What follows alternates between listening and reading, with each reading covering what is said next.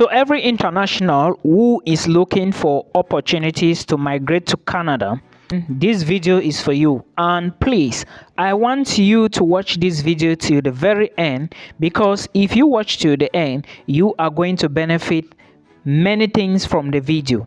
Now, this video is going to be about Canada, and I want to encourage you to watch till the end. Canada is looking to employ caregivers and give them direct permanent residency. If you are new to the channel, my name is Milton. Thank you so much for joining the platform today. Let's talk about this new opportunity that the Canadian government is giving to internationals, and it is going to be starting very soon. As an international who is looking for opportunities to migrate to Canada, the opportunity is here, especially if you are a caregiver. Few days back, Canada announced that, the Minister of Immigration, Mr. Mark Miller, he announced that Canada to be offering caregivers from abroad to come into Canada and, of course, get direct permanent residency. So as of September 2024 or probably January 2025, this program is going to commence, and this is only for caregivers. I want to take you back to 2019, where Canada was having a program for home support workers, and that program is definitely going to expire this June.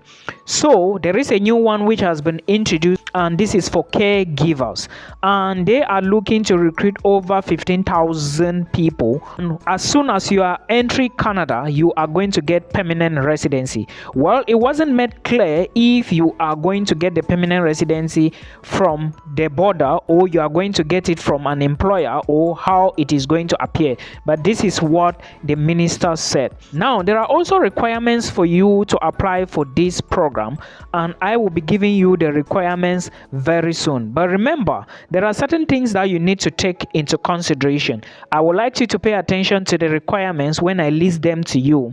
Then also remember that this program is definitely not going to favor people maybe from Cameroon, Nigeria, Kenya, Ghana, Morocco, or South Africa.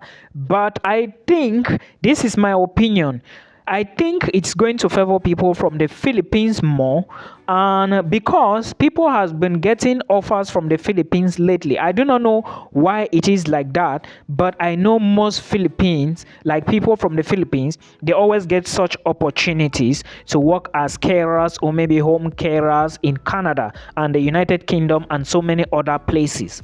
Now, the next category of people that may equally get an opportunity are for those who are carers in the UK. Remember, the UK recently brought out some strict measures for carers, and as a new opportunity, or let's say as this program is open now in Canada, most people in the UK who did not maybe get a job, because some people actually moved to the UK. I know a couple of people who moved to the UK as carers, and they never got, maybe they said the company was closed, or maybe there was no job, or there was a job and later on the company closed and stuff like that. So these people equally stand a very great chance to get this opportunity in Canada. Remember, it is going to begin from IRCC. The Canadian government has not announced, but they said it's going to probably start September or henceforth. So understand that if you are looking for opportunities like this, I will encourage you to put your eye on IRCC, because that is where they are going to launch this, and probably you are going to be doing the application on this particular platform. And equally, those who are in the United States who are carers and haven't gotten their green card yet, you may just consider this route because, of course, it's going to give you direct PR. If you're in the US and you haven't gotten your green card and you are a carer, so there is an opportunity in Canada. I actually know people who left the United States for Canada.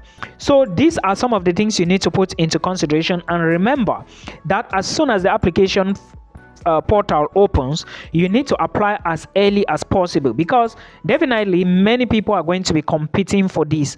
Okay, they are not going to wait for you. So if you are late, you are late. And remember, they might probably be selecting just those that comes early and meet the requirements. Like I said before, there are requirements you need to meet, and let's go to the requirements. Remember that this program is for carers, and they are going to get permanent residency upon arrival in Canada. Now, I want to draw your attention to something. A program like this is already telling those fake agents that they should deal with so many of their clients. So they are going to be advertising these things, telling you that they are going to give you a direct employment in Canada, pay so and so amount of millions. When you pay, you wait and wait and wait and wait, and you will not get anything. Do you know why? Because they are going to be registered agency. And of course, there are registered agencies that can apply for work visa for you in Canada. I do not know any, but there are registered companies that will be recognized. That is why sometimes most of you get what they call working visa. I don't know who usually give you guys those working contracts. Then you go to the embassy, working contracts, I mean, not visa. You go to the embassy, apply for the visa, and you get rejected. And you come back to Milton and you're like, oh, Milton, I got a job, but my visa was rejected. The question should be, the job offer came from who? If it came from an agency, is it a registered agency? If it came from an employer, is it a registered employer? There are specific employers that are registered under the Canadian government that can employ you. Any other thing coming from elsewhere is a big zip. So understand this. So what I'm trying to say is apply only to recognized agencies or employers or recruiters. I hope this is clear. Document number one, you need, like I said, you need requirements. Now, requirement number one is your level of education. Very important.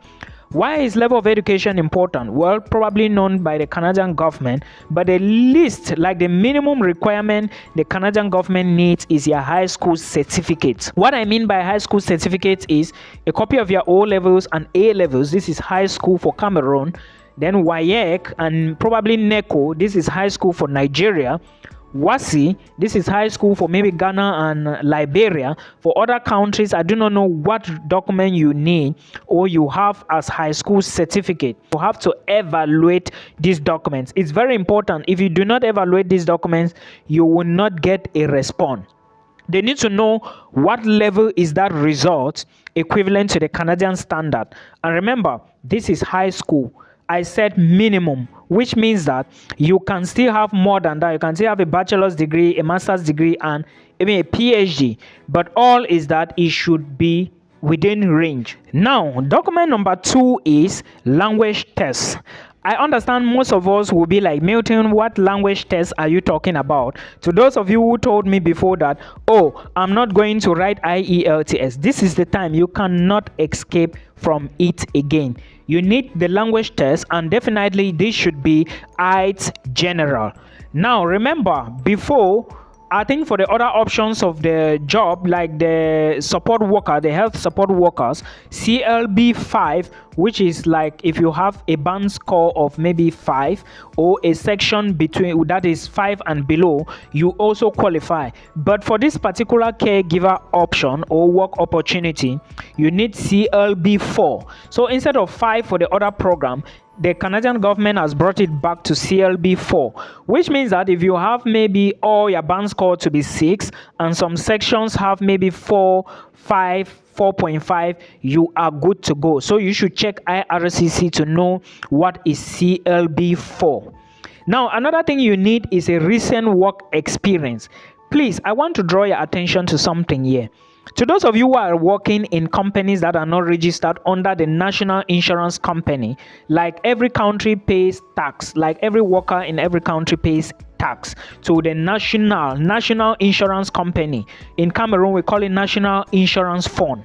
So if you are paying tax to them, you should have maybe a contract number or an insurance number on your pay slips. If you do not have that, please start by getting that done, because definitely I know you will need this. You cannot be going to a country to go and work and your pay slip shows that you were not paying tax in your home country. Try to get it. This is my personal observation, and also for those of you in the express entry pool, this can play a huge role in you. Okay, so put it into consideration, and remember, it's either the work experience is 6 months, 1 year or more, but it must be within the caregivers option, or let's just say the healthcare areas, especially the caregivers. I hope you understand.